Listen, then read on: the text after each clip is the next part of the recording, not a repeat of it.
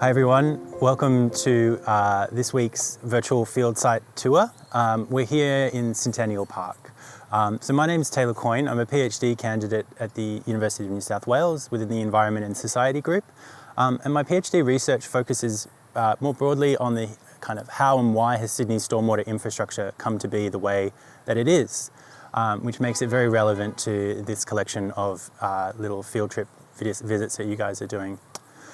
So as I said, we're in Centennial Park, and Centennial Park is located about 4 kilometres south and east of the city of Sydney, and this is Aboriginal land, obviously. This is the lands of the Bidjigal and the Gadigal people.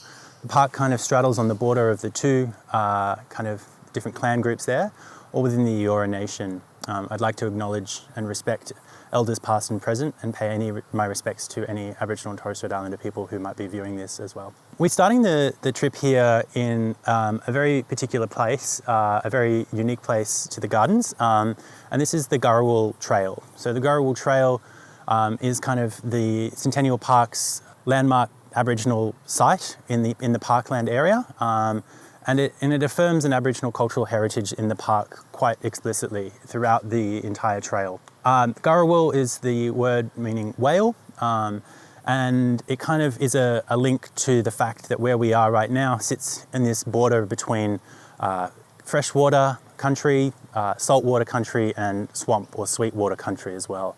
So in this space, we kind of be able to experience a whole range of different environmental features that connect to those kind of environments. So various birds, various plants and animals around the park will come in and kind of assert their agency into the area. This trail, the garden here, the Gurrawal Trail, has a bit of an interesting history to itself. So it really emerged around about the year 2000 as an idea to create a unique Aboriginal cultural heritage space within the parklands. And over the years, it's been progressively transformed. Weeding has taken place, removal of invasive species, the introduction of more and more native plants into the area, also plants that have got really particular cultural heritage items, uses and values as well. So around the trail, you'll see particular markers that kind of explain the plants that we're looking at around the area. And they explain not just the biology and their impact into the ecosystem, but also the social and cultural uses of those plants as well. So if you're looking around and you do have a chance to come into the trail, have a look around, look at the different markers, and you can learn a little bit more about Aboriginal uses and values of particular botanic species in the area here. This area here also represents kind of what is probably could be thought of as a replica of what the area might have looked like in the past. So today, in this week, with the wet weather, we can really see this area's swampy qualities coming to the fore.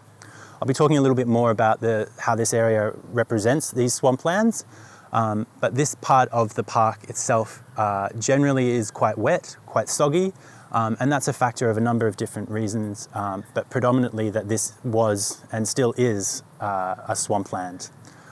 So as we move to the next point, thinking with the physical geography of the site and thinking with this idea of time and of deep time, geology, we'll be moving on and we'll be discussing the physical features of this space. Thanks.